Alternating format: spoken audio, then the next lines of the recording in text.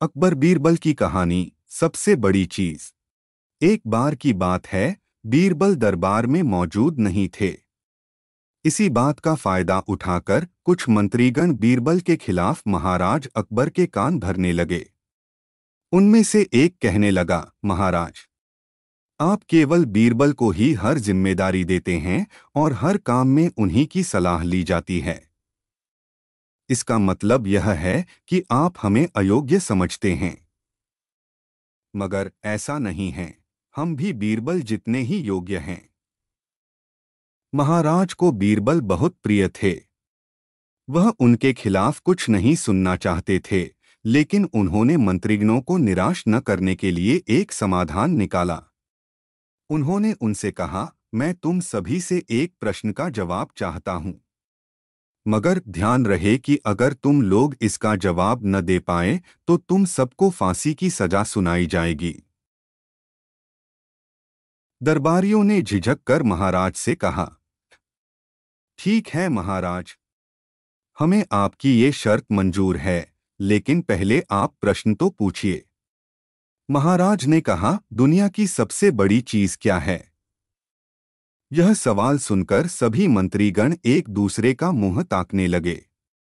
महाराज ने उनकी ये स्थिति देखकर कहा, याद रहे कि इस प्रश्न का उत्तर सटीक होना चाहिए।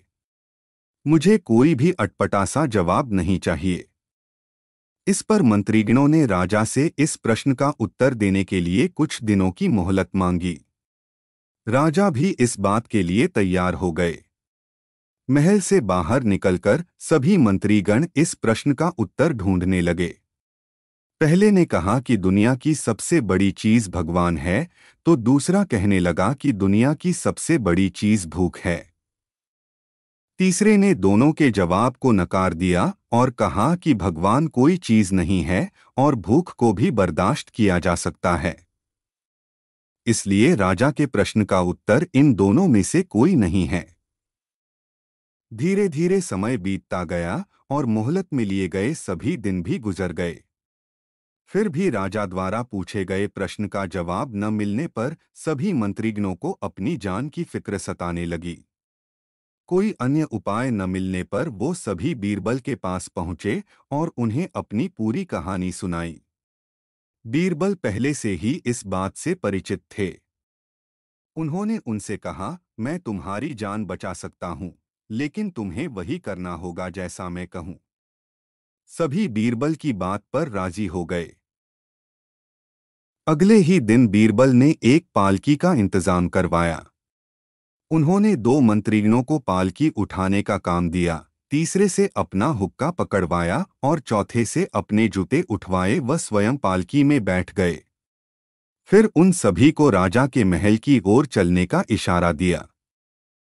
जब सभी बीरबल को लेकर दरबार में पहुंचे तो महाराज इस मंजर को देखकर हैरान थे। इससे पहले कि वो बीरबल से कुछ पूछते, बीरबल खुद ही राजा से बोले, महाराज, दुनिया की सबसे बड़ी चीज गरज होती है।